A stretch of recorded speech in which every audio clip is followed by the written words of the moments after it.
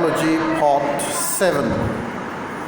These acarides are sugars which consist of two monosaccharides, units joined to form a single molecule.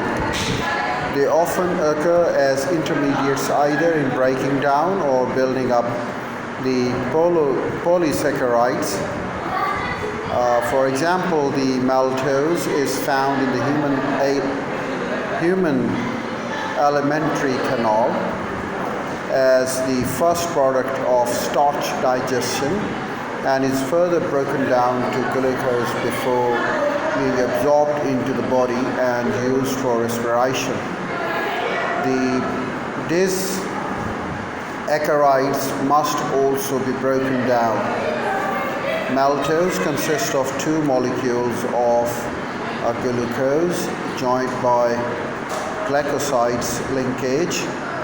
In living organisms, the linkage of this type are formed in several distinct steps, each controlled by its own enzyme, whereas unlined, the net result is to remove a molecule of water.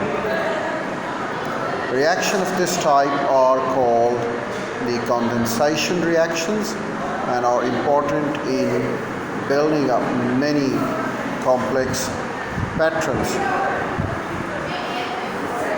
Well, the biological molecules including disaccharides, polysaccharides, nucleic acids and proteins, the complementary process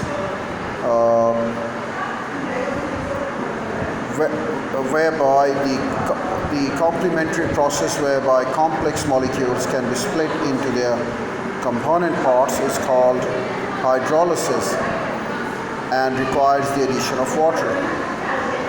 The monosaccharide subunits are simplified by omitting the carbon atoms in the main ring. These are now understood to be present where the bonds form various different sides groups join the ring. In representing polysaccharides, the formulae are further simplified by omitting all but the most important side groups. The numbering system of carbon atoms developed for monosaccharides is still used so that the linkage between these subunits can be referred to in a precise way. Significantly, not all glycosides linkage are identical. There are several different types of depending upon the particular ring structures and the monosaccharides involved.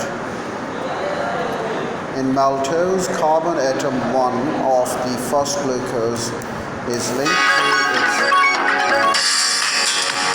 form, and that's very much important.